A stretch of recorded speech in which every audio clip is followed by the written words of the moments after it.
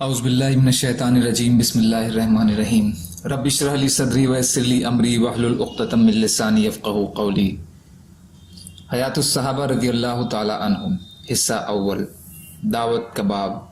حضرت صحابہ کرام رضی اللہ عنہم کا حضرت عمر رضی اللہ عنہ کے زمانے میں میدان جنگ میں اللہ اور رسول کی طرف دعوت دینا، اور حضرت عمر رضی اللہ عنہ کا اپنے امیروں کو اس کی تاکید کرنا۔ حضرت یزید بن ابی حبیب کہتے ہیں کہ حضرت عمر بن خطاب رضی اللہ تعالی عنہ نے حضرت سعد بن ابی وقاص رضی اللہ عنہ کو یہ خط لکھا کہ میں تمہیں پہلے لکھ چکا ہوں کہ لوگوں کو 3 دن تک اسلام کی دعوت دینا، جو جنگ شروع ہونے سے پہلے تمہاری دعوت کو قبول کر لے وہ مسلمانوں کا ایک فرد شمار ہوگا، اور اس سے وہ تمام حقوق حاصل ہوں گے جو باقی تمام مسلمانوں کو حاصل ہیں، اور اس کا اسلام میں حصہ ہے، اس لیے اسے مال غنیمت میں سے حصہ ملے گا، اور جو جنگ ختم ہونے کے بعد یا ہار کے بعد تمہاری دعوت قبول کرے اور بعد میں مسلمان ہو، اس کا مال مسلمانوں کے لیے مال غنیمت بنے گا، کیونکہ مسلمانوں نے اس کے مسلمان ہونے سے پہلے اس کے مال پر قبضہ کر لیا ہے۔ یہ میرا حکم ہے اور یہی تمہیں خط لکھنے کا غرض ہے۔ کنز الاموال حصہ 2 پیج نمبر 297 کی حدیث۔ حضرت ابو البختری کہتے ہیں کہ مسلمانوں کے ایک لشکر کے امیر حضرت سلمان فارسی رضی اللہ عنہ تھے۔ انہوں نے فارس کے ایک قلعے کا گھیراؤ کیا۔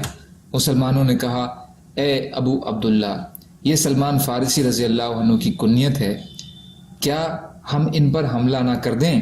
انہوں نے کہا، مجھے ان کو دعوت دینے دو، جیسے میں نے حضور صلی اللہ علیہ وسلم کو دشمنوں کو دعوت دیتے ہوئے سنا ہے۔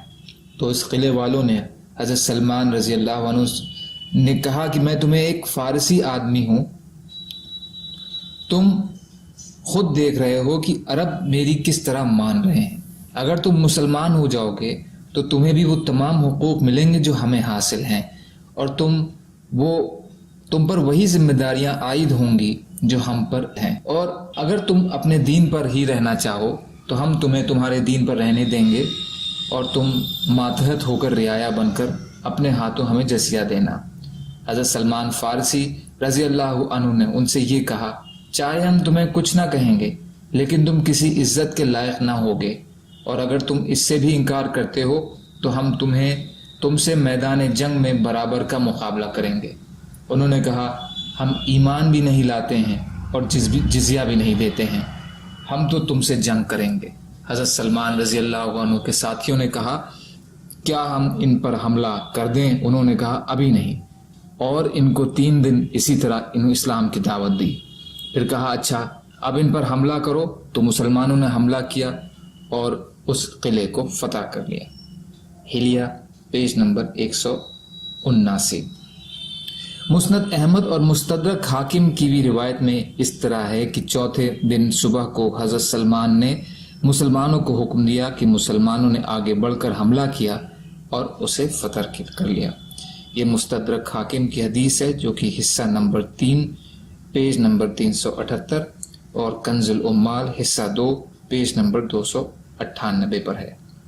ابو البختری کہتے ہیں کہ حضرت سلمان فارسی رضی اللہ عنہ مسلمانوں کے لیے جگہ اور پانی اور گھاس تلاش کرنے والے دستے کے امیر تھے، اور مسلمانوں نے ان کو فارس والوں کو دعوت دینے کے لیے متکلم بنایا تھا۔